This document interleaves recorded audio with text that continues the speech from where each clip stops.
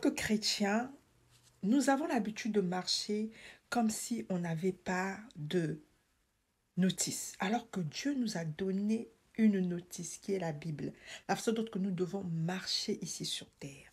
Je vais vous partager un verset très édifiant. C'est dans le livre de Jacques, donc 1 Jacques, versets 2 à 4. On va lire ensemble. Mes frères et sœurs, considérez comme sujet de joie complète les diverses épreuves auxquelles vous pouvez être exposés.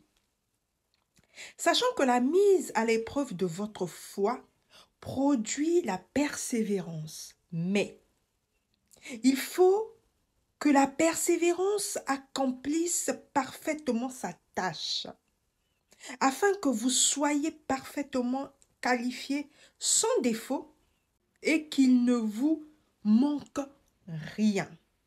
Ce verset est très édifiant.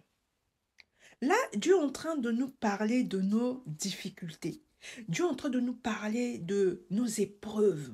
Nous, en tant que chrétiens, nous avons peur des épreuves. De plus en plus, lorsque nous sommes confrontés, il y a une maladie, il y a le chômage qui commence à durer, on a du mal à tomber enceinte tout de suite. Il y a peut-être aussi le fait qu'on ne se marie pas tout de suite, on n'arrive pas à avoir un examen. On commence à paniquer, alors que Dieu dit, il dit bien que nous devons considérer nos épreuves. C'est par nos épreuves que nous allons manifester la foi.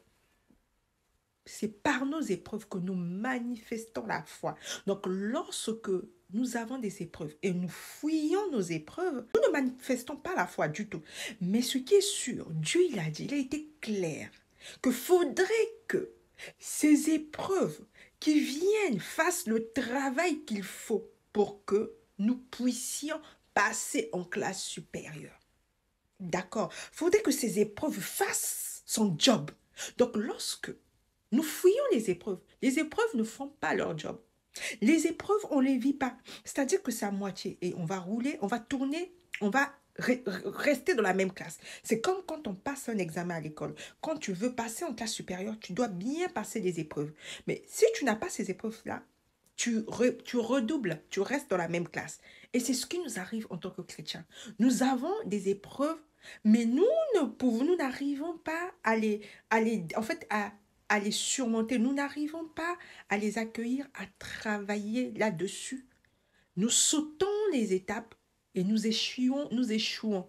Et ça fait que nous lambinons, nous sommes dans la même classe. Nous sommes nombreux à croire qu'à force de dire Seigneur Jésus, que dans notre relation avec Dieu, nous avons évolué. Nous sommes nombreux à croire qu'à force de rêver, à force de prophétiser et que dans notre relation avec Dieu, nous avons évolué. Là, Dieu nous interpelle. Dieu t'interpelle, Dieu m'interpelle. Dieu te dit tout simplement, où mets-tu ta foi pendant les moments difficiles?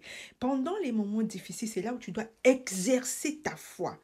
Vivre ce moment difficile et mettre ta foi en pratique.